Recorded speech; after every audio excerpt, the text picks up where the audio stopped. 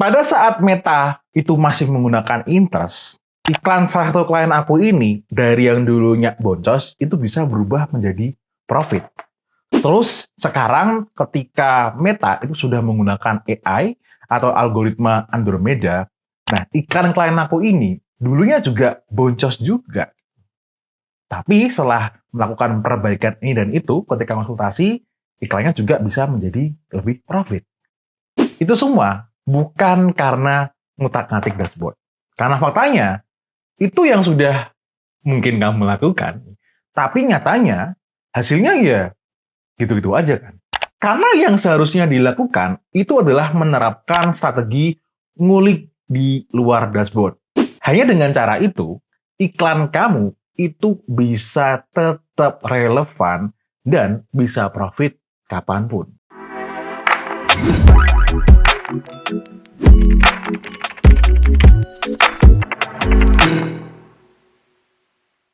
Halo guys, kembali lagi dengan Fusik, konsultan Meta Ads yang sudah berpengalaman ngebedah, menganalisa, dan memberikan saran-saran perbaikan sejak 2019 untuk brand, agensi, ataupun advertiser yang waras, tentunya bukan pemain hit and run.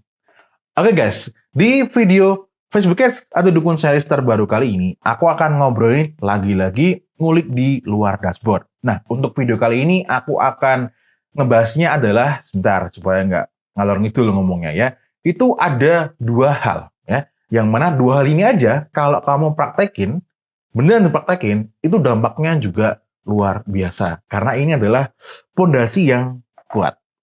Yang pertama itu adalah produk. Kenapa produk? Iya, orang lihat iklan, beli, yang didapat adalah produk. Nah, kalau produkmu itu cuma sebatas kamu yang bilang, produk saya terbaik, brand kami bikin produk terbaik, yes, itu klaim kamu. Aku juga bisa klaim seperti itu. Tapi, in the end, ketika brand kamu itu menjalankan iklan, yang akan bilang, yang akan ngejudge bahwa produknya itu bagus atau terbaik, itu adalah market. Makanya produk terbaik itu menurut market. Ya, apalagi kalau produkmu itu kebanyakan klaim-klaim yang nggak masuk akal. Misal ada salah satu klien aku, ya rilis studi kasus, bahkan dia juga mengakui dia ini menjalankan iklan untuk brand keluarga gitu, yang mana produknya punya klaim bahwa produknya bisa mengatasi semua penyakit kecuali kematian. Mau dia ragu gimana caranya membuat konten iklan yang seperti itu. Dan memang penjualannya susah. Kenapa? Yes, karena klaimnya susah dibuktikan. Makanya menjadi susah iklannya gitu. Guys, jadi produk itu kalau sudah bermasalah ya, iklan ratusan juta itu tidak bisa menyelamatkan bisnis kalian. Ya, nggak bisa menyelamatkan. Ada studi kasus yang lain juga, salah satu klien aku ya, yang mengundang aku gitu kan untuk memberikan konsultasi ya di perusahaan di mana dia kerja gitu. Dia bilang bahwa, Mas, sebenarnya produknya dari owner kita ini agak bermasalah gitu. Ya karena klaimnya itu tuh nggak nyambung dengan realnya gitu. Dampaknya apa? Ya dampaknya adalah penjualannya menjadi susah. Kenapa susah? Ya karena itu tadi ya, klaimnya itu susah dibuktikan. Makanya cuma sebatas bermain dengan gimmick-gimmick gitu. Misal kayak, oh 7 hari nanti penyakitnya sembuh misalnya gitu. Itu kan cuma gimmick. Realnya ya nggak tahu kayak gimana. Ya. Kalau teman-teman punya produk-produk yang seperti itu, ya mending tobat aja dah.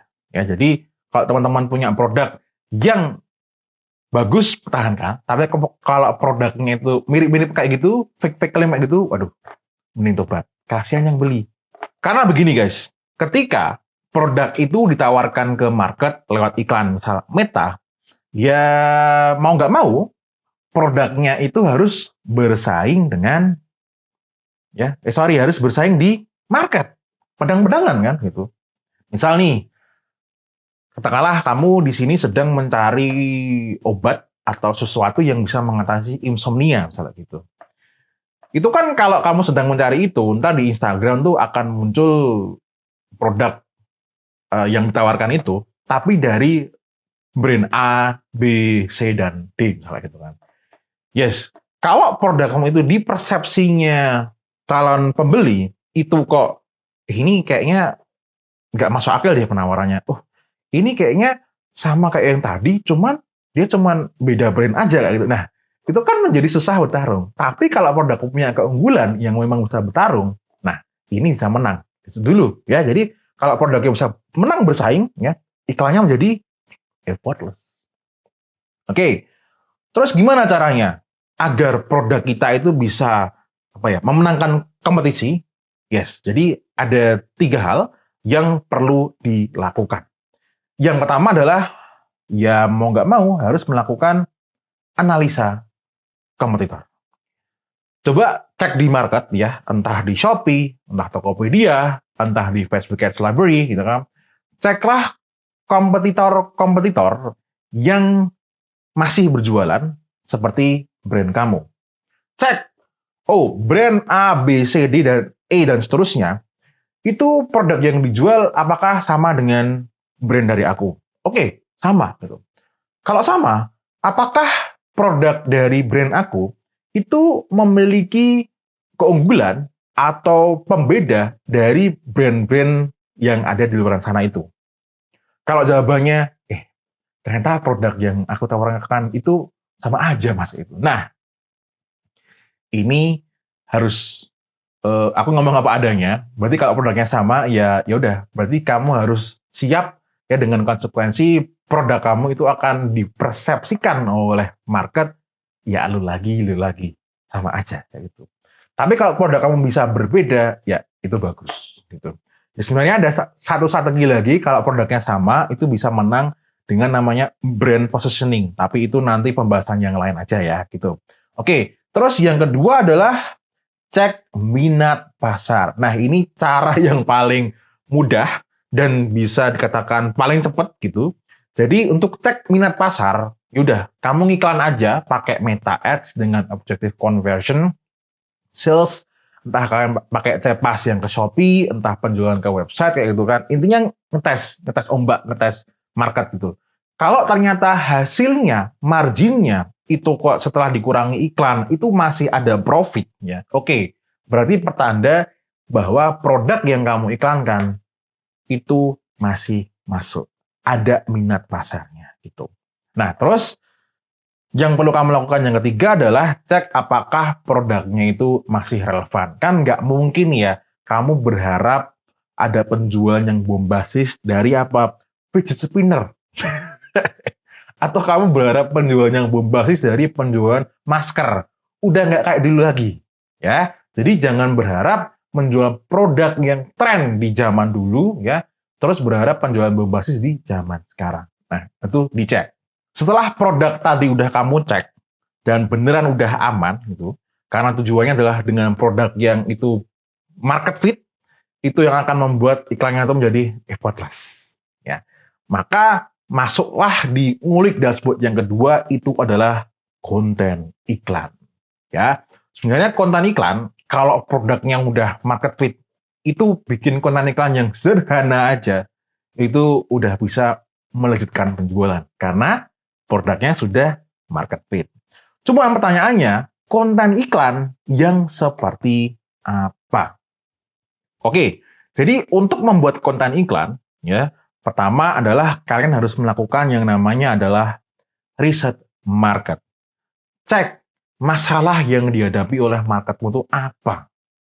Kalau menjual fashion, mimpinya itu apa? Mungkin kepingin tampil klasik di kafe, gitu. Mungkin kepingin tampil beda di kondangan dan sebagainya gitu.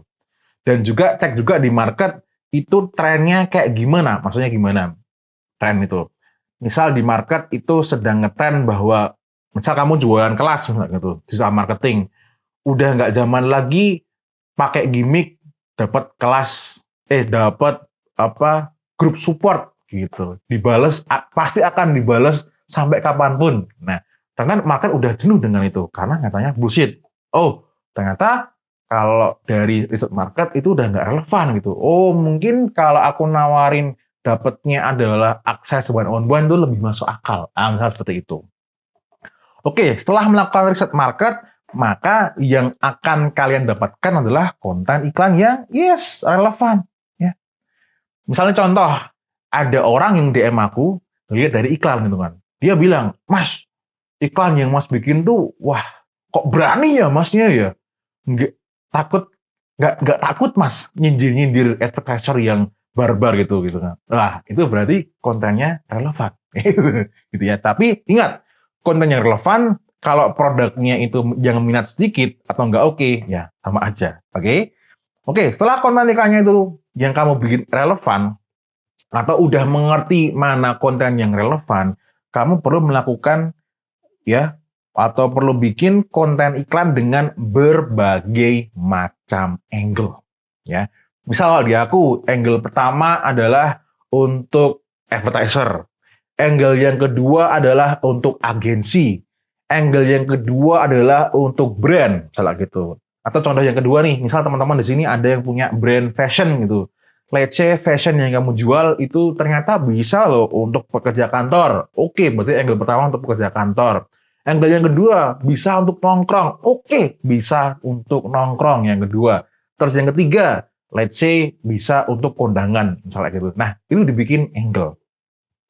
Tujuannya apa? Yes, agar Meta itu mencarikan audiens yang sesuai dengan angle tersebut gitu. Jadi angle-angle yang kamu tes di Meta itulah yang akan menjadi ujung tombak si algoritma untuk mencarikan audiens gitu. Nah, ntar nggak semua angle yang kalian tes itu akan winning gitu. Jadi targeting itu benar terjadi di konten iklan. Makanya bikin konten iklan dengan angle-angle yang bervariasi.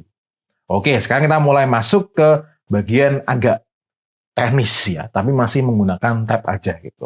Cara testingnya, konten-konten iklannya dengan berbagai macam angle tadi, silakan bikin campaign khusus untuk testing konten iklan ya. Jadi campaign di sini itu untuk konten iklan.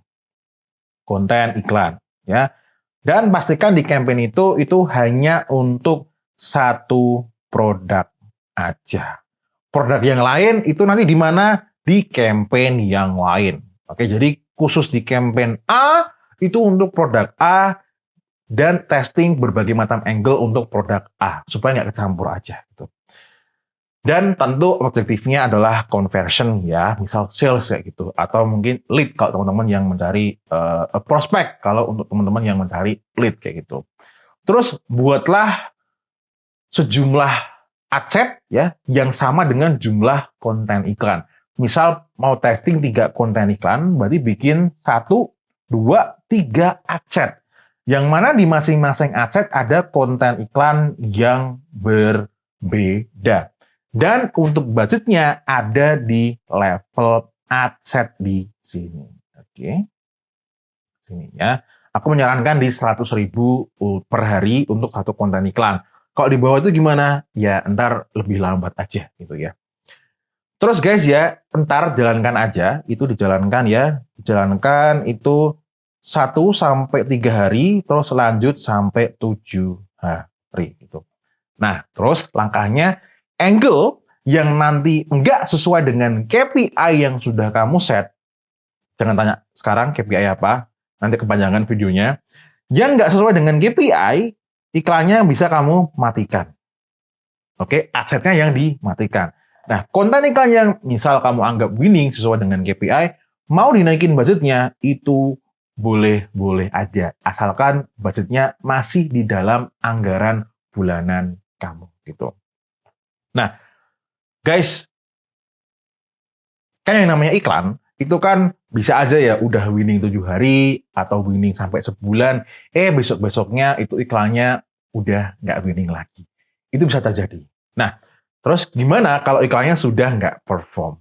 Nah, maka kamu atau kita semua itu harus balik lagi untuk melakukan riset. Karena bisa aja konten iklan yang kita anggap relevan tadi udah dianggap nggak relevan oleh market.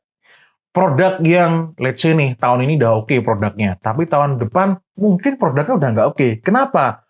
Produknya mungkin peminatnya udah berkurang, atau mungkin produknya sudah nggak relevan, atau mungkin ada kompetitor yang lain yang bikin produk yang mirip dengan brand kamu. Itu bisa terjadi, dan di salah satu klien aku, bukan salah satu klien, beberapa klien itu terjadi.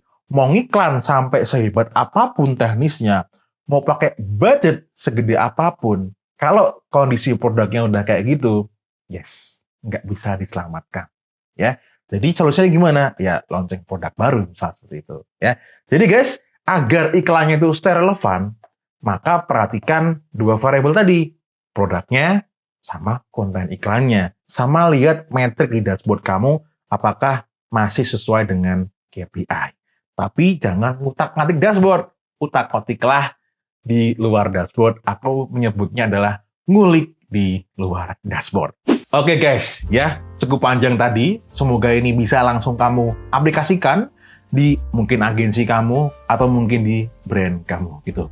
Nah, buat teman-teman yang masih membutuhkan waktu aku untuk menganalisa atau memberikan saran-saran perbaikan untuk dashboard kamu, aku tidak menyarankan untuk konsultasi ya, kecuali memang memenuhi syarat-syaratnya gitu. Nah, syarat-syaratnya dan untuk harganya bisa cek aja di linknya di bawah, diklik gitu, dan teman-teman tidak perlu melakukan pembayaran terlebih dahulu, teman-teman bisa jadwalkan dulu telepon dengan aku, teleponnya belum berbayar. Ntar kalau cocok dengan aku, dan aku harus memastikan juga apakah aku bisa menangani atau memberikan solusi buat kamu. Nah, kalau sudah lolos itu semua, ntar baru pembayaran gitu. Terus baru lanjut konsultasi. Oke, gitu aja. As always, may we always live in prosperity. This is Fusik, signing off. Bye-bye.